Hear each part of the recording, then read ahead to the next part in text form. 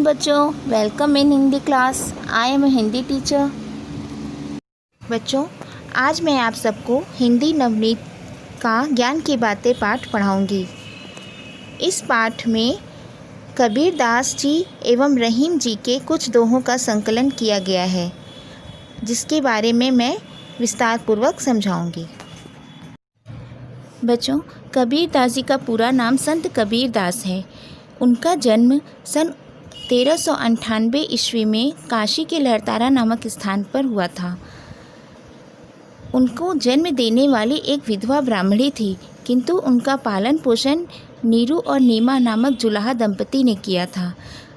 कबीर दास जी की प्रमुख रचनाएं साखी, सबद और रमैनी हैं। इसके अतिरिक्त उन्होंने कबीर ग्रंथावली, कबीर पंथ, बीजक व कबीर के दोहे आदि भी लिखे हैं।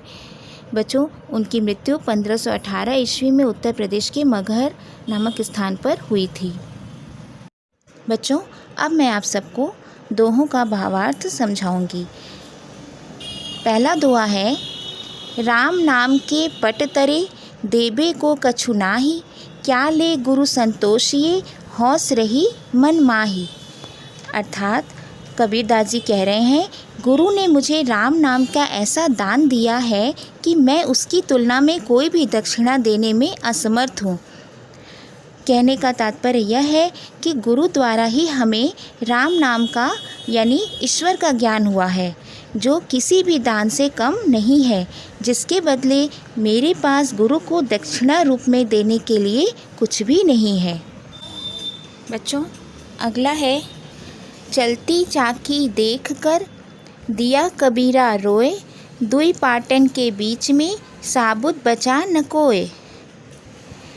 इस दोहे में महान कवि कबीर ने जब चलती हुई चक्की यानी बच्चों जिसमें गेहूँ दाल आदि पीसने के लिए जो इस्तेमाल किया जाता है, चलती हुई चक्की को देखा तो वह रोने लगे, क्योंकि वह देखते हैं कि किस प्रकार दो पत्थरों के पहियों के निरंतर आपसी घर्षण के बीच में कोई भी गेहूं का दाना या दाल साबुत नहीं रह जाता, वह टूटकर या पीसकर आटे में परिवर्तित हो रहा है। दरअसल यह तो इसका शब्दार्थ है, किंतु इसका भावार्थ बड़ा ही गहन है, जो जीवन की गहराई को प्रकट करता है।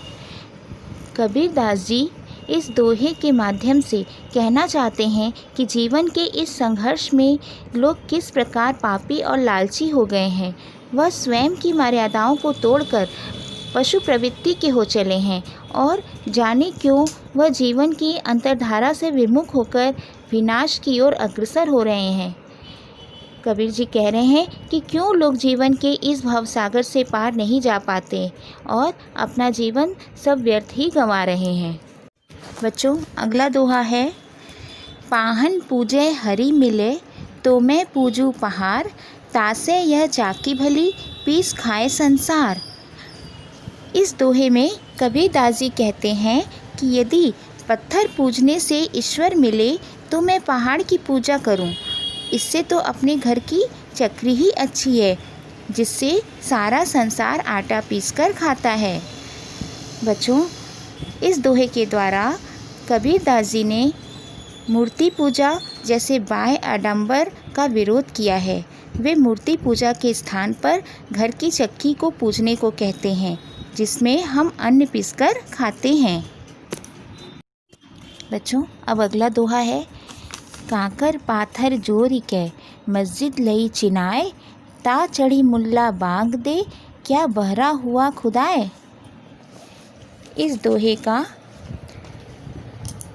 शाब्दिक अर्थ पहले मैं आप सबको बताती हूँ।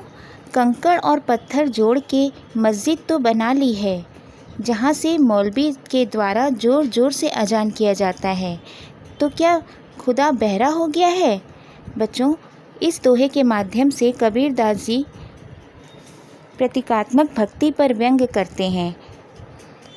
उन्होंने इस दोहे में दृढ़ रूप से माना है कि ईश्वर या खुदा, उसे किसी भी नाम से पुकारा जाए वह जीव के संग सदैव रहता है।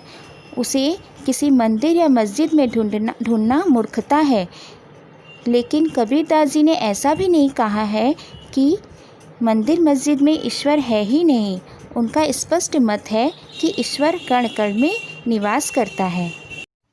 बच्चों, अगला है माला फेरत जुग भया, फिरा न मन का फेर, कर का मन का डार के, मन का फेर।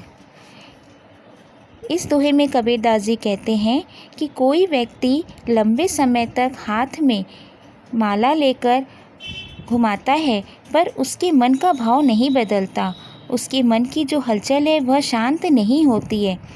कबीर की ऐसे व्यक्तियों को सलाह है कि हाथ की इस माला को फेरना छोड़कर मन के मोतियों को बदलो या फेरो। बच्चों, इस दोहे के माध्यम से कबीरदास जी के कहने का तात्पर्य यह है कि जब हमारे मन में सद्विचार आएंगे तब ईश्वर की प्राप्ति होगी। उसे पाने के लिए न तो माला फेरने की ज़रूरत है और न ही किसी आडंबर करने की। ईश्वर हम सब के अंदर विराजमान है, बस उसे पहचानने की ज़रूरत है।